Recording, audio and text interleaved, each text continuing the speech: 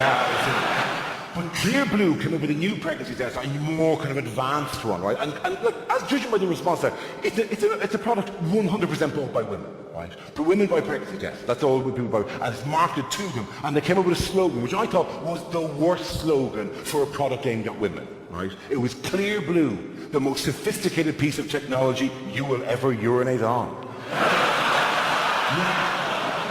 No woman finds that appealing as a marketing strategy, whereas to men, that's the holy grail.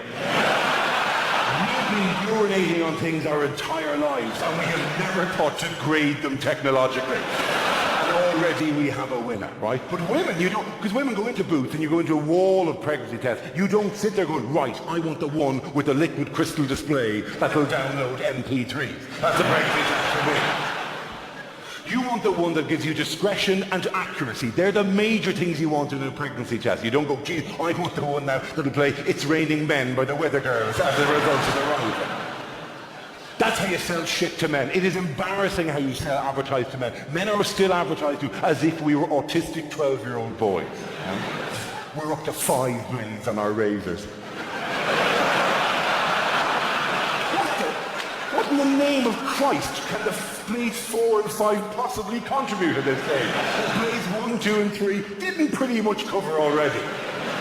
Does Blade 4 remove a layer of epidermis entirely before Blade 5 instantaneously cauterizes the wound so that no hair will ever grow there again? Do you have to unlock Blade 5 by defeating a boss on Blade 4?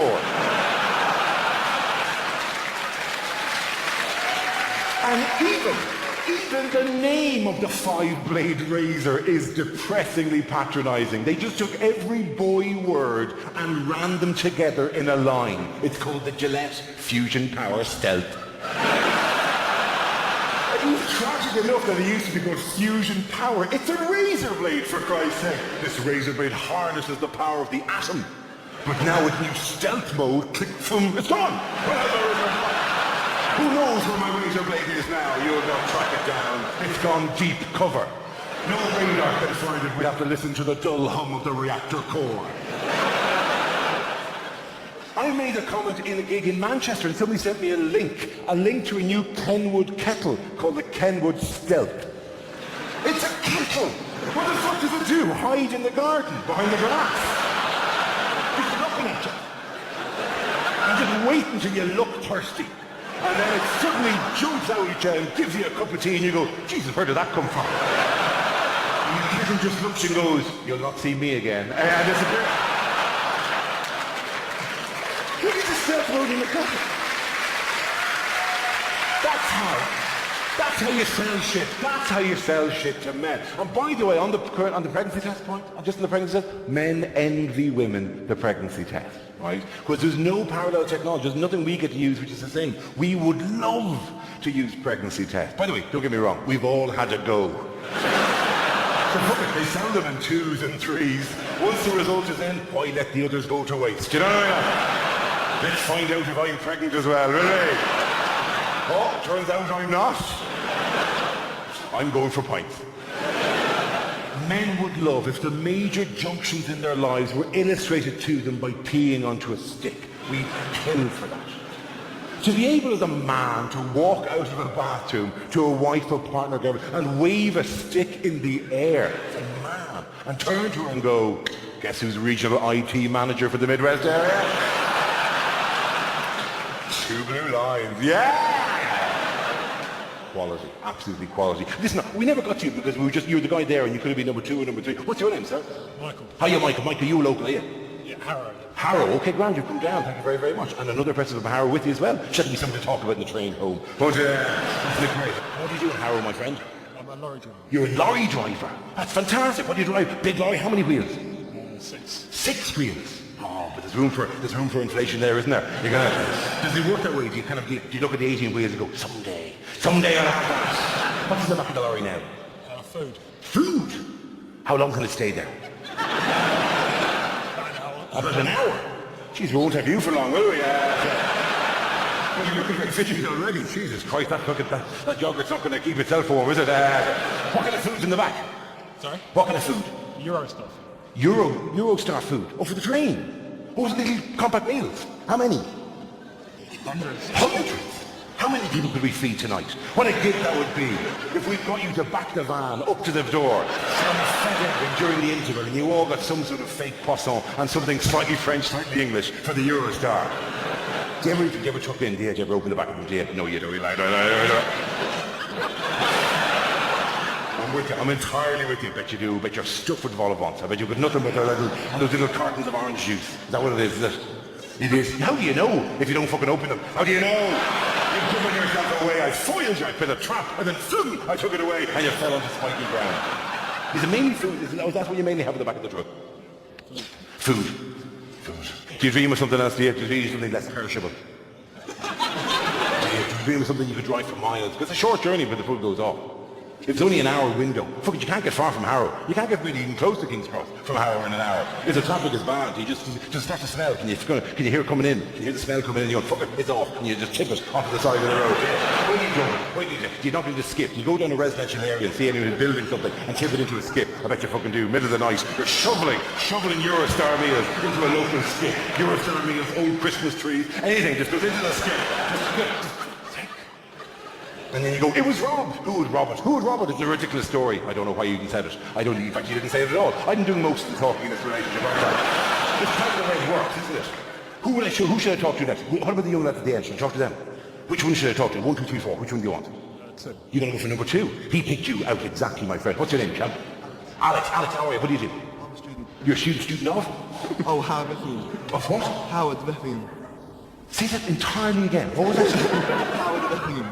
Could you, I like the way you're saying it quieter and quieter the closer I get. It's like trying to lure a badger out of a set. The quieter I have to go higher.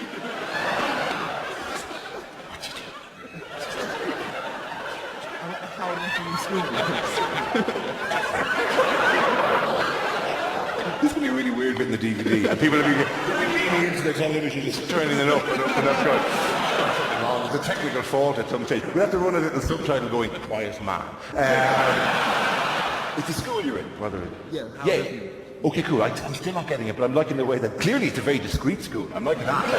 So you're doing A-levels somewhere, yeah? No, I'm GCSEs. You're GCSEs, you're even younger than that. Oh my God, good to have you here, my friend. What are you going to do after that? What are you going to do out in the real world? College to be an electrician. You're going to be an electrician. Very good. How big? Oh, it's exciting. What made you want to do that? My dad's an electrician. Your dad's an electrician. Okay, well that's very imaginative of you altogether. Anyway, for fuck's sakes. Jeez, I'm like a drive there, you know what I mean? What's your favourite type of light bulb? Plug-in or bayonet? These are the questions people are going to ask you, my friends. You haven't a clue. Oh, listen, you're unfounded. You're like just putty at this stage. You haven't decided your favourite type of light bulb. Your dad probably had 5 amp or 13 amp plugs. Which is the best one? Fuck's sakes, man, do you not know anything at all? Can you not sit you down in your lap and go, if you want to get involved in this trade, you're going to have to know that. Like, do you have those screwdrivers around the house that when you touch them on things they light up, do you? You don't? What kind of fucking electrician is he? There's just... He's going to lick his finger and go, okay, if I die, you won't owe me a penny, right? I'm still here, the current is off. Fantastic. Whew, that's not going to work every time I do it. Really, what's your favourite, alternating current or direct current? What's that? I mean, like the blankest canvas they've ever had in electrician school. They're thrilled to see you. They can fucking tell you anything. Fairies carry the charge from deep inside the earth. And they mine it. And then they bring it up on lifts. And then they present the light to other little elves who then run up the wall. And then they just wave their arses until they light up and then light is spread all over the place. Ain't fucking fairy tale at all, they're going to tell you. Don't trap the fact that I'm taking the piss into the fact that you don't know anything about... You don't even know the different type of light bulb, for fuck's sake. No, it's going to be brilliant. It's going to be amazing. Christ, the shit they're going to teach you. They do that. Some of the sciencey nonsense that's taught to people, it's fantastic. We were talking about marketing a minute ago, about the selling of all these kind of things technically. Here's my absolute favourite piece of marketing nonsense, right? About I'll do it as melodramatically as I can. When will we ever win the war on bacteria? We're up to 99.9% now. Surely it's only one final push that we can eradicate that last 0.1% of bacteria which is clogging up our kitchen work surfaces at the moment. And I mean the bad bacteria, not the good bacteria. No, there's some sort of propaganda war where we lured LKZI Immunitas onto our team. What happens if you pour Dettol into a Yakult?